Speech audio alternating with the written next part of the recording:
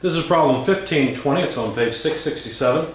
Gear A starts from rest and accelerates uniformly with angular acceleration of A equal 2 radians per second squared in the direction shown, which you should reference the figure. That's a counterclockwise direction. After A has rotated through 3 complete revolutions, determine the magnitude of the acceleration of point P on gear D. Gears B and C are fastened together and turned together. Okay, so we're given, and you should reference the figure for this solution, we are given that the angular acceleration of A is 2 radians per second squared. The change in angle of A, delta theta of A, is 3 revolutions, which by the way is 18.8496 radians, because there's 2 pi radians per revolution, and we're given the geometry as in the figure there. So I'll refer to that. You'll want to look at it. The radius of A is 3 inches, radius of B is 4, radius of C is 2, and radius of D is 5 inches. I'm not going to write all that down. The solution to this problem, what we're supposed to find, the magnitude of the acceleration of point P. The solution to this is that the magnitude of the acceleration of point P is the square root of the normal acceleration and the tangential acceleration of that point squared. Now we can write that in terms of the angular speed and velocity of gear D as follows. The normal acceleration would be omega D squared times the radius of point P on gear D, so we have to square that for this. This square comes from here, not from here. And then the tangential acceleration can be written in terms of the angular acceleration and again the radius of the point. So really all we need are these 2 pieces of information. Now notice that the angle of A times RA equals the distance A. What the heck am I talking about there? Well, we know that there's a 3 revolution rotation of gear A, and all we're really saying is that there's some arc length around A. Now if there's 1 complete revolution, then it's just the perimeter of gear A. But since there's 3, then basically we're going to get 3 perimeters. But notice that this is equal to the same arc length on B. In other words, the 2 gears are in mesh with each other, and the distance traveled around one of the arcs equals the distance traveled around the other arc, where the 2 arcs are gears A and B. So this is the distance around B, which is theta B, RB. Okay, let me make a sketch of that so it's clear. Here's gear A, here's gear B. Notice they mesh, and therefore if that point moves, if they rotate, let's see, the rotation direction is like this, so if gear A rotates that distance, SA, then gear B must rotate a similar distance, SB. These 2 lengths, these 2 arc lengths are equal. Even if the gears rotate more than 1 revolution, this is still true. Okay? Otherwise, the gear teeth would be stripped. Now, what that means is that we can figure out the amount that gear D rotates. In fact, we can make a similar argument to relate C to D. We're just relating arc lengths again. And so basically, these 2 equations can be rearranged to say that, first of all, the angular change of C is the angular change of D times RD over RC. And this one can be rearranged to say that the angular change of B is the same as the angular change of C, which is theta A RA over RB.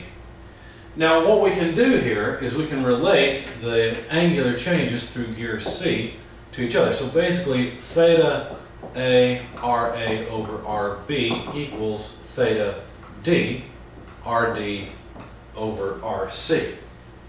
Okay, now solving for the angular change of wheel D, theta D, it's theta A multiplied by RA times RC over RB over RD.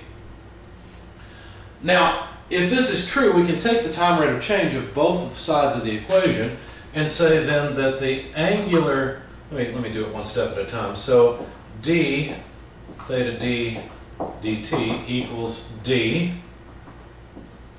theta a dt times Ra times Rc over Rb over Rd. Notice this is just omega A, and this is just omega D.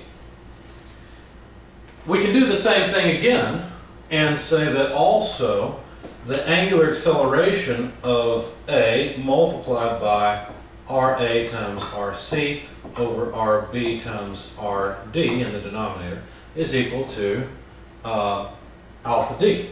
So all this does is this relates the angular speed and acceleration of A to the angular speed and acceleration of D.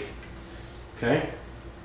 Now, we can go ahead and solve for the angular acceleration of D. It's pretty straightforward because we know the angular acceleration of A, that's 2 radians per second squared.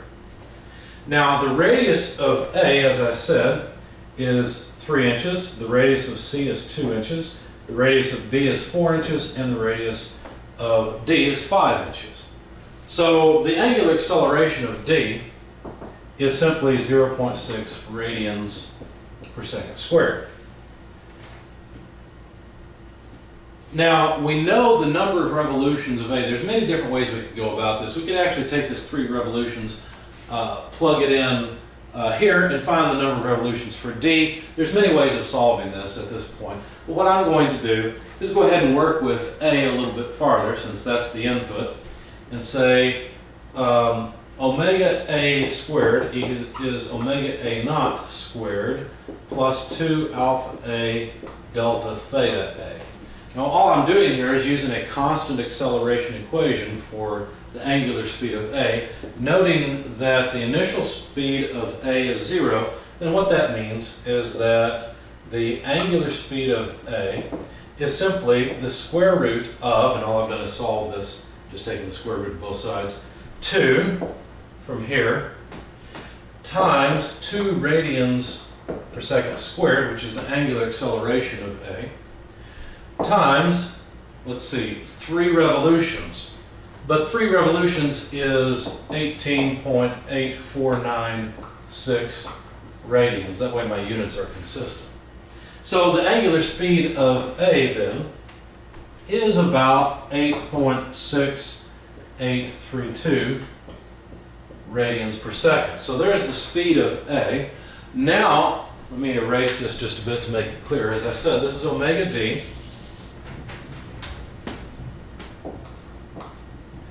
And this is omega A. Okay. Omega A we've already found, 8.6832. And then all we need to do is scale you. Notice that this factor is the same as it was here. So that number is something that's important. It's something you may want to compute. Anyway, omega D at this point, you can see what I'm going to do. I'm going to plug in 3 times 2 over 4 times 5. I'm going to plug in omega A of 8.6832, and for the angular speed of D, you'll get about 2.6050 radians per second. So now we have the angular speed of D and the angular acceleration of D. So now we can calculate the total acceleration of point P on gear D. So plugging in the numbers, let's see, square root omega D, 2.605 squared times 5 inches, because notice that point P is out 5 inches, it's on the periphery of gear D, plus alpha D, which we have somewhere, I may have erased it by now, no, here it is, 0.6, 0.6 radians per second squared, same 5-inch radius for point P. Let's check our units. Let's see. What's wrong is I didn't plug in the units here. This would be radians per second, and so when you square that, you'll get second squared in the denominator. This term would be inches per second squared, inches per second squared. Both are squared. Take the square root, so the acceleration will be in inches per second squared. In other words, plug all this in your calculator, and what you'll get is the numerical answer that they asked for. And that number is about 34.06 inches per second squared. So there's the total acceleration of point P after 3 revolutions of gear A, where gear A is accelerating at 2 radians per second squared.